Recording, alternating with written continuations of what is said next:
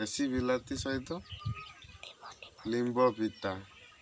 तो आपण मैंने देखूँ और शिखु कर खातु पूरा मस्त लगे। पूरा पिता खाइले जानी केमती कौन अच्छी गुण पितारे। तो यहाँ मोर फास्ट वीडियो को भल लगे लाइक शेयर सब्सक्राइब निहाती करेंगे।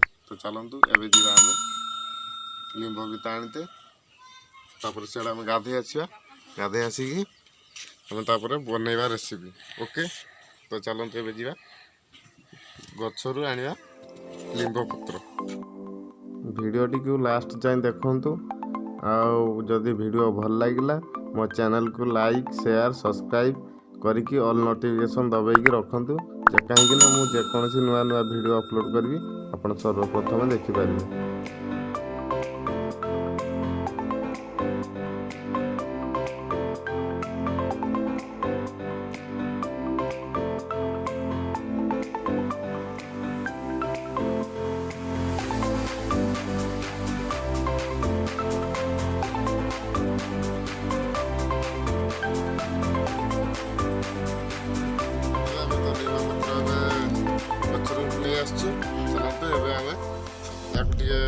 भल माने कଞ୍ଚी कଞ୍ଚी देखिए आम रखिदेकी आरंभ करें।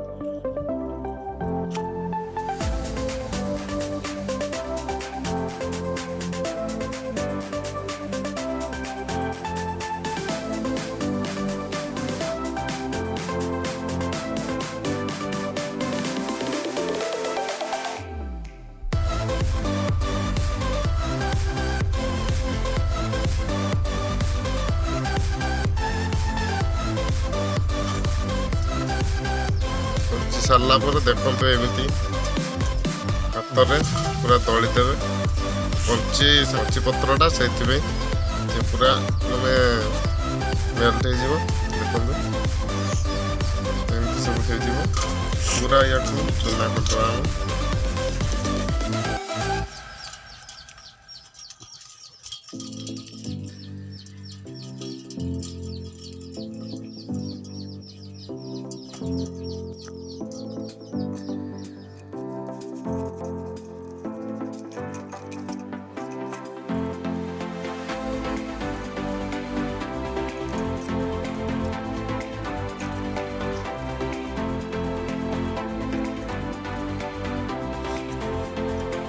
देखु सरीगला तो ये आम बिलाती काटिदवा।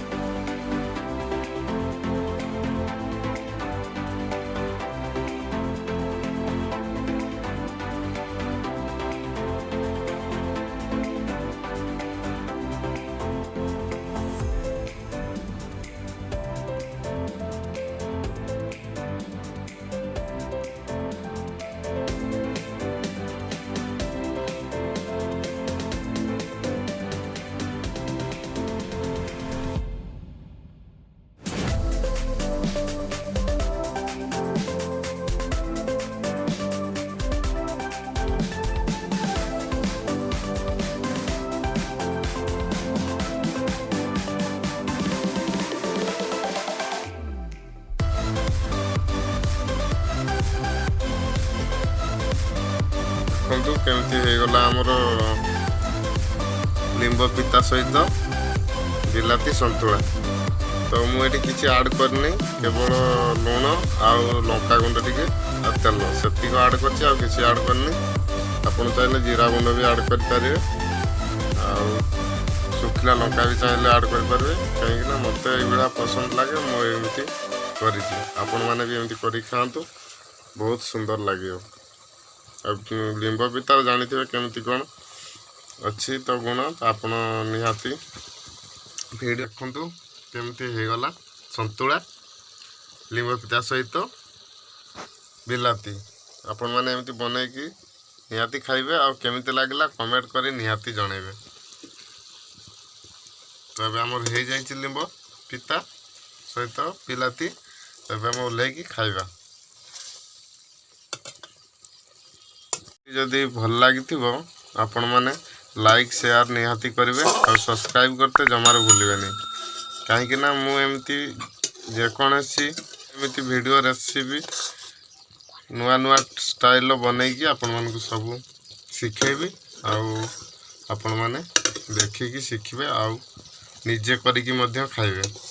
ଚାଲନ୍ତୁ ଭିଡ଼ିଓଟି ଆଜି ଏଇଠି ରଖୁଛି, ପୁଣି ଦେଖା ହେବ ନେକ୍ସଟ ଭିଡ଼ିଓରେ। Bye bye.